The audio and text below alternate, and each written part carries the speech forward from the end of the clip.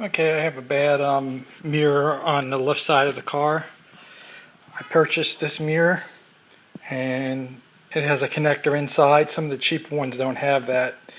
I got this from Rock Auto and I made sure I got the one with the connector.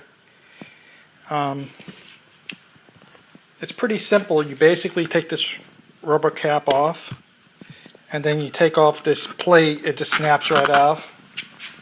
And then it exposes all the other screws. So basically 4 screws hold that in. So I'm going to start removing those screws. I have 1 screw left. I used a 10mm socket to get it off. Let's see if I can angle this with the camera. This one was a little tougher to get off, this one on the left. And basically it should come right off after this, so I'll hold on a second. Since the car is black, the black that comes with it automatically is pretty nice. I don't have to worry about painting it. It's an old car, it really doesn't need to be painted. So there's the connectors, and there's a gasket, but you don't really need to care about that. It's got a cable that goes into the door. I've read that the Japanese American versions are different. There's usually a connector or it has this cable.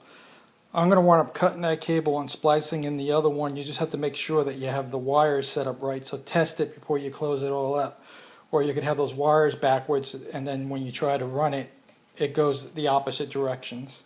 So I'm going to cut that and splice in the new one. Okay, so here's the pigtail that came with my mirror, the new one. Basically, I'm going to splice this wire into the existing one.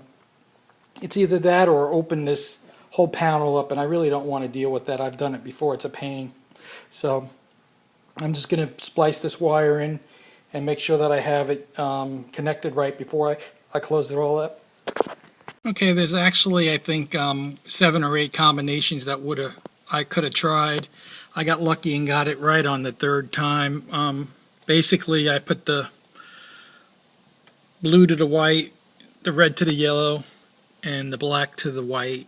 And now when you turn it, you see it goes out, goes back to the right, goes up, and goes down.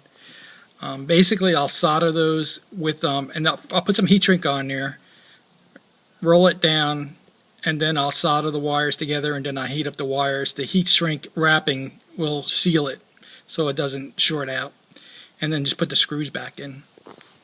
I'm all soldered up, and I put those heat shrinks in the red onto the wire before I solder it so I could slide it down and heat it up with my iron, and it'll seal those connections. First I'll snip off the ends of the wire because there's some excess, and then I'll slide those red heat shrink tubings down and cover the wire. Got my soldering pencil, some solder, and this is what you call heat shrink tubing. And what happens is you put this onto the wire first, solder it with the solder, and then you heat this stuff up, and it covers up the wires so that it doesn't fall apart or touch the other wires. It's I can't really take pictures while I'm doing it, so I'll let you see it after I'm done. You can see that I pulled the red heat shrink over the wires themselves now. Now with a heat gun you could heat these up and melt them, but I rather just use my I don't have a heat gun, so I just use my soldering iron and put it right next to the red heat shrink tubing, and it actually melts it right onto the wire. And these things will never come off with this thing on there. They're on there pretty good.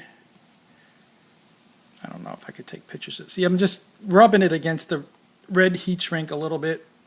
You don't want to keep it on there too long to melt it, but it just shrinks around the wire. And what I'm doing is using some black electrical tape and make sure that I have it closed. Wire all wrapped in black electrical tape. I really didn't need to do it, but I like to keep it nice and clean like that. And before you close this all up, test the mirror, make sure it's turning in the right directions, because you won't be able to open it up. You have to open, roll up, and do it all over again if it's not.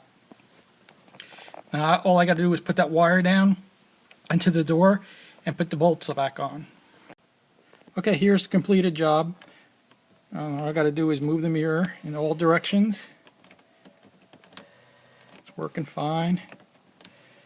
It may look a little different on the outside, but since it's black and the car is black, it really doesn't matter to me if it's painted or not. It's got a gloss finish, and it seems to be working.